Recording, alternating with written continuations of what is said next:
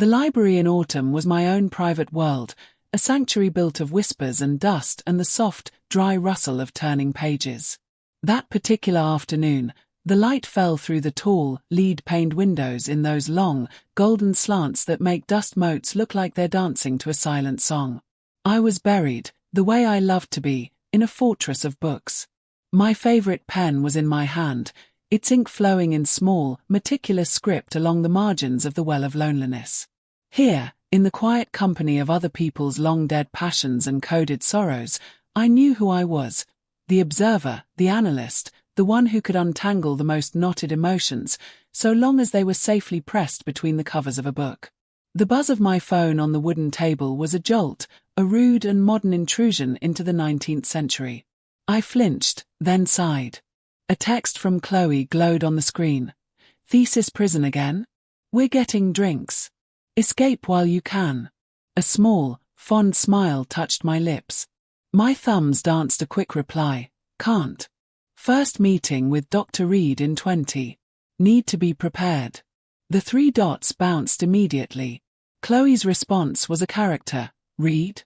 The young, brilliant, and terrifyingly hot Reed. The one who wrote that book on queer subtext that made that old guy in the department have an aneurysm. A real laugh escaped me, too loud and alive for the hallowed quiet. I clapped a hand over my mouth, feeling a warm flush creep up my neck. My eyes dropped to the book sitting proudly on top of my carefully ordered pile, Unspoken Arrangements, Desire and Code in 19th Century Literature by Dr. Evelyn Reed. The cover was a masterpiece of suggestive minimalism. 2 figures in period dress, blurred, their forms almost merging into one another, almost touching. It was academic art that understood the heart of its subject, the ache of the almost. It's academic, not aesthetic, I typed back, a feeble defense even to myself. Sure it is. Don't get a brain crush. You know what happened with your TA last year. The smile faded, replaced by a familiar, dull pang of embarrassment. That had been different. A messy, confusing tangle of loneliness and a desperate need for validation, mistaken in the soft focus of graduate school stress for something more. It had left me feeling foolish and exposed. This was different. This was Dr. Evelyn Reed, a scholar whose work I had devoured with a kind of reverence. This was my thesis, my future, the cornerstone of everything I was working toward. I closed the book, my fingertips lingering on the embossed title. I took a slow, deliberate breath, filling my lungs with the smell of old paper and resolve. I needed to be sharp, prepared, unimpressionable. My reflection in the dark library window looked back at me, a ghost superimposed on endless rows of books. She looked determined. I almost believed her. 20 minutes later, my boots were a deafening echo in the hushed corridor of the English faculty wing. The air here smelled different, a cocktail of lemon-scented cleaner, old wood, and the faint, lingering ghost of 1,000 cups of coffee. My heart was a frantic bird against my ribs as I approached the door. It was painted a deep, serious blue, almost navy. The plaque was simple, elegant brass. Drive E. Reed. 19th Century Lit. Advis. Hours. 2-42s Thursday. I smoothed the front of my sweater, a dark, forest green cable knit I thought of as my serious scholar armor, and knocked. The sound was too loud in the quiet hall. Come in. Her voice was clearer than I'd imagined from reading her prose. Not warmer, but more present. It had a precision to it, as if each word was chosen, placed, and polished before being released into the world. I turned the handle and stepped inside. The office was not what I had pictured. I had imagined something austere, minimalist, a clear extension of the razor-sharp intellect evident in her writing. This was organized chaos, and it was infinitely more interesting. Bookshelves groaned under the weight of double-stacked volumes. A sleek, silver laptop looked like a futuristic visitor on a desk buried under leaning towers of essays and open journals. Art postcards from the Musée d'Orsay, the Tate, the Uffizi were pinned to a corkboard in a joyful, overlapping collage. And the smell, it was the soul of the place. Rich, dark espresso beans. the vanilla-tinged scent of aging paper. And underneath it all, a clean, subtle note of sandalwood. It was a smell that suggested both deep thought and quiet, personal warmth. And then she looked up. Dr. Evelyn Reed. In that first dizzying second, every overwrought Victorian description of a heroine being struck or undone made perfect, humiliating sense. It wasn't that she was classically, photographically beautiful, though she undeniably was. It was the sheer, focused presence of her. She wore a tailored blazer the color of charcoal, and her hair, a deep chestnut, was swept back in a way that was both elegant and unconcerned.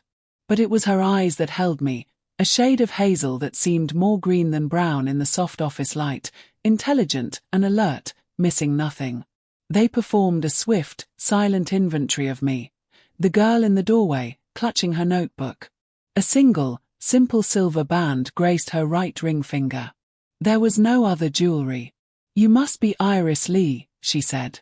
That voice again, melodic, deliberate. A cello note in the quiet room. "Please, sit."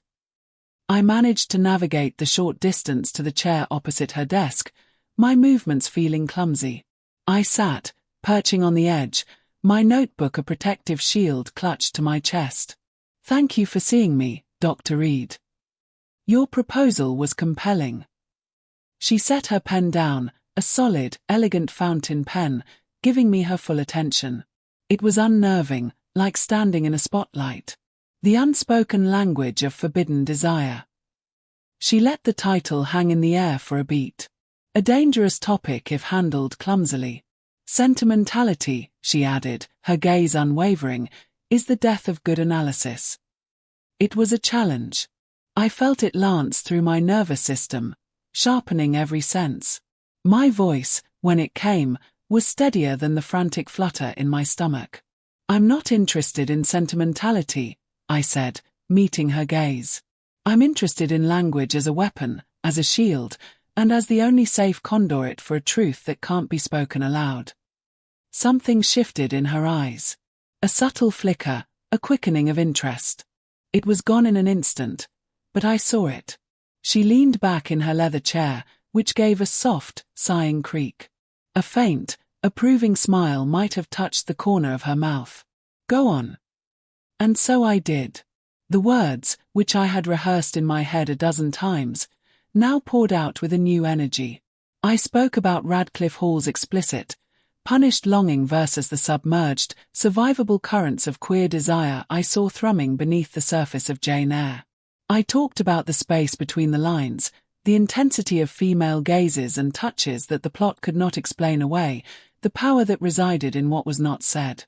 She listened. Not just hearing, but tracking. Her head tilted slightly, her eyes never leaving my face. And then she interrupted, not to stop me, but to push me further, to spin the idea into a sharper, finer point.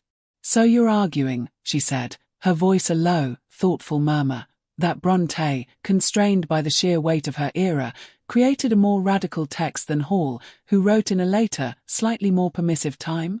Because the silence itself, the coding, became the revolutionary act.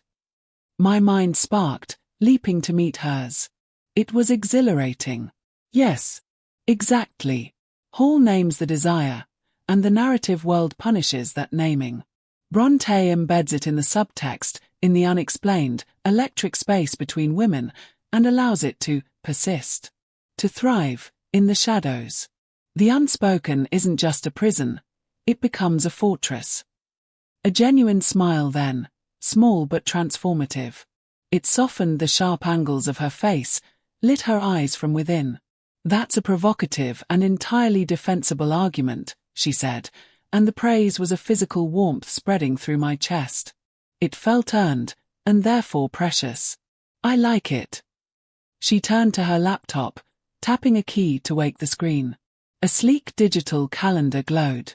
"We'll meet every Tuesday 3 p.m., she stated, her tone returning to its businesslike melody. "Bring me 10 pages in 2 weeks." She looked up, and her gaze held mine again, a clear, direct beam. "Don't disappoint me, Iris." It was a dismissal, but it felt nothing like one. It felt like an invitation to a secret society, one with only 2 members. A thrilling, terrifying responsibility. I won't. Thank you, Dr. Reed. As I stood, my eyes, wandering in a sudden rush of shyness, snagged on a framed photograph perched on a high shelf, half hidden behind a stack of literary journals. It was a casual shot, not a formal portrait. A younger Evelyn, her hair wind-tossed and wild, laughing with her head thrown back on what looked like a cliffside, the sea a vast blur behind her. Next to her, leaning into the frame, was another woman. Only her profile was visible, just a curve of cheek and a dark sweep of hair, her face turned toward Evelyn, not the camera. It was a glimpse of a life, a fissure in the imposing professional wall. A moment of unguarded joy. I looked away quickly, a trespasser, feeling a strange mix of guilt and intense curiosity. The following week, in her graduate seminar The Gothic and the Queer, I saw her in her full, elemental power. The room was packed with intense, competitive students, but she commanded the space effortlessly. She was discussing Wuthering Heights, pacing a slow path before the whiteboard as she spoke, her hands shaping the concepts in the air. So when Catherine Earnshaw cries, "I am Heathcliff," she isn't just proclaiming a romantic bond, Evelyn said, her voice dropping into a register of intimate intensity that drew every single one of us forward in our seats. She's erasing the boundary of the self. A terrifying, transcendent, and deeply queer act for a Victorian heroine. It's a desire so total, so consuming, that identity itself is subsumed. Her gaze, sweeping the room as she made this declaration, landed on me. And stopped. Iris. My name in her mouth, in this public arena, felt like a secret whispered in the middle of a crowd. A jolt went through me. From your thesis perspective, is this another instance of the unspoken language? Or is it something else? A moment where passion becomes so vast it must invent a new grammar because the old one has catastrophically failed. 20 pairs of eyes swiveled to me. A public test, thrown down without warning. My heart hammered a violent rhythm against my ribs, but my mind, thankfully, my traitorous mind, went cool and clear. This was the text. This was the argument. This was what I knew. I think it's the opposite, I said, and my voice didn't shake. It filled the quiet room. It's the moment the subtext becomes text. It's so loud it shatters the glass. It's no longer coded. It's a scream. And the rest of the novel, I continued, feeling the idea crystallize as I spoke, is the echo of that scream, the world trying and failing to re-imprison that truth back into silence. The room was utterly, profoundly still. Evelyn didn't move. She stood there, her marker forgotten in her hand, her eyes locked on mine. 3 seconds. 4. 5. A current passed between us, pure and intellectual and so fiercely focused it felt like a physical thing in the charged air, a wire humming with a high voltage only we were connected to. Then, softly, almost to herself, she said, "Precisely." And she turned away, picking up the thread of her lecture as if nothing had happened. But the air where her gaze had been, the space between her desk and my chair, continued to hum long after she moved on. That night, long after the department had emptied, I found myself chasing an obscure citation in the small, cozy faculty library. It was a hidden gem, a room with just 3 tables and walls of rare reference books. I was the only one there, wrapped in the pool of light from a single brass lamp, the rest of the room in deep shadow. That's when I heard the voices in the hallway. One was unmistakably hers. The other was a deeper, male voice I recognized after a moment. Professor Markham, a genial but slightly pompous historian from down the hall. So I thought, perhaps dinner on Friday.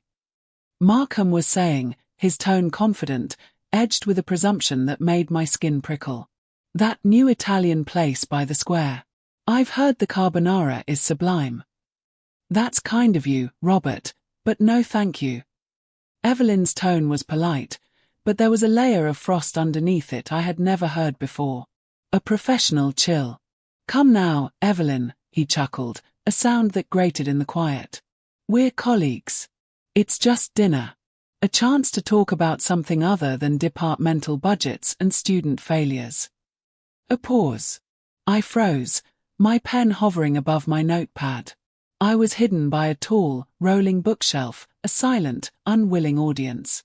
Her voice came again, closer now, as if they had stopped right outside the library door. The frost had hardened into something crystalline and impenetrable. I appreciate the offer. Truly. But I have a firm rule. She enunciated each word with absolute clarity. I never mix my professional and personal worlds. It protects the integrity of my work, my judgment, and my students' trust. It's non-negotiable. Good night, Robert. Footsteps. A single set, firm and decisive, fading down the hallway. Then a heavier, slower set walking away in the opposite direction. Then silence. I let out a breath I didn't realize I'd been holding, a long, shaky exhale. The words hung in the quiet, dark library, more indelible than anything printed in the books around me. A firm rule. Non-negotiable.